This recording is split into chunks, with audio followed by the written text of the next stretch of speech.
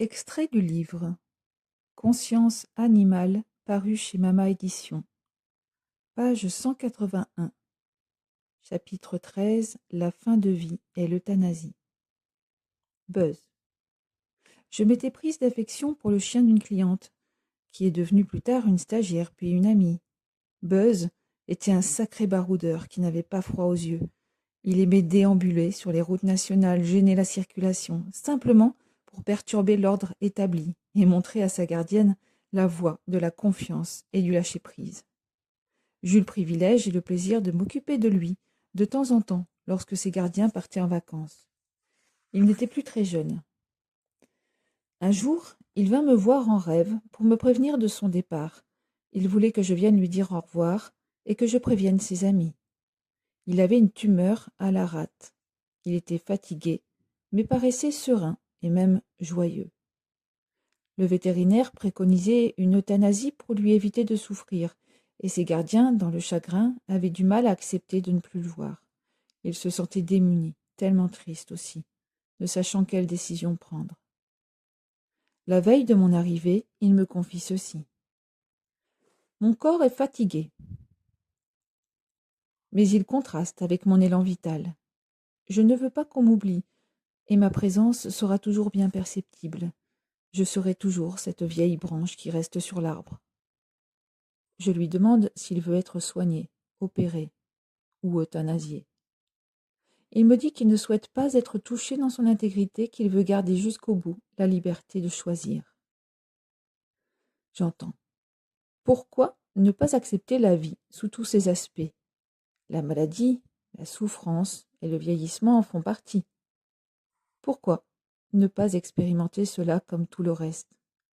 Je n'ai jamais eu peur de rien, et j'ai toujours eu envie d'aller jusqu'au bout de ce que la vie me propose. Apprenez à transcender la douleur, à la regarder en face. Buzz m'explique que cette douleur est comme une sorte de catharsis, un moyen d'arriver neuf et purifié sur l'autre rive. J'entends. Laissez-nous expérimenter la vie jusqu'au bout, sans en avoir peur. Accompagnez l'être vieillissant vers l'amour, la confiance et la lumière, et il renaîtra. Je me sens partir, c'est indéniable, mais ai-je l'air de souffrir? Laissez-moi libre de choisir le moment pour traverser le pont jusqu'à l'autre rive. Cessez de toujours tout vouloir contrôler.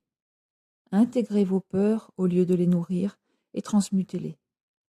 Allez jusqu'au bout du chemin pour découvrir ce qu'il vous réserve. Buzz est mort 2 jours plus tard, naturellement. Il est mort selon son désir et il est parti avec le sourire chez lui, entouré de ses gardiens, dans la lumière. Il m'avait demandé de lui promettre de travailler avec lui quand j'animerai un stage sur la fin de vie, la mort et l'après-vie. Alors c'est ce que j'ai fait, et mes stagiaires ont beaucoup ri de ces facéties. C'est un chien philosophe, curieux. Lorsque je l'interrogeai quelques mois après sa mort, sa première phrase a été celle-là. Moi qui aime explorer, je suis servi. Il témoigna à mes stagiaires de sa maladie, de son départ, de l'après-vie. Ces derniers étaient sidérés de leur ressenti commun et de toutes ces informations qui venaient les éclairer sur ce passage vers l'au-delà. Sa présence au stage était très palpable, tout le monde ressentait son énergie. Le stage était joyeux et apaisant, profond aussi. L'accompagnement d'un être vivant en fin de vie demande du courage et surtout une élévation de la conscience. L'humain a peur de la souffrance et c'est bien normal. De ce fait, la question de l'euthanasie pour abréger la douleur se pose. Pour autant, je pense qu'il ne faut pas se précipiter, mais prendre le temps d'écouter son cœur, se relier à soi et à l'autre, dans le plus pur amour, pour bien comprendre ce que cette expérience de fin de vie vient nous montrer et nous dire.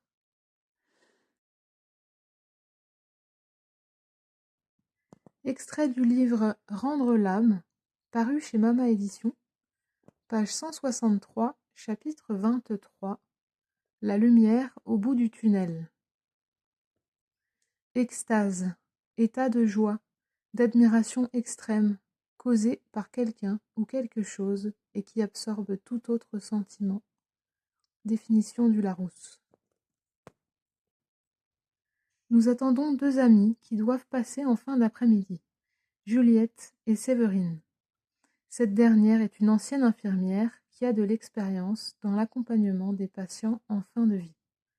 Elle connaît les gestes techniques à opérer sur le corps pour que l'âme s'en libère. Elle est venue avec un flacon d'huile de pruche, une huile essentielle qui facilite le lâcher-prise et accompagne les transitions, quelles qu'elles soient. Elle vient poser une goutte sur chaque poignet et chaque pied de Brigitte, puis sur son sternum. Très vite, il se passe quelque chose.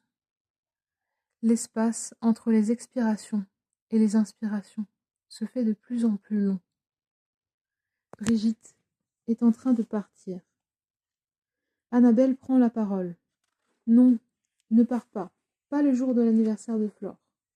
Ce à quoi je m'entends répondre du tac au tac, comme si ce n'était pas moi qui parlais.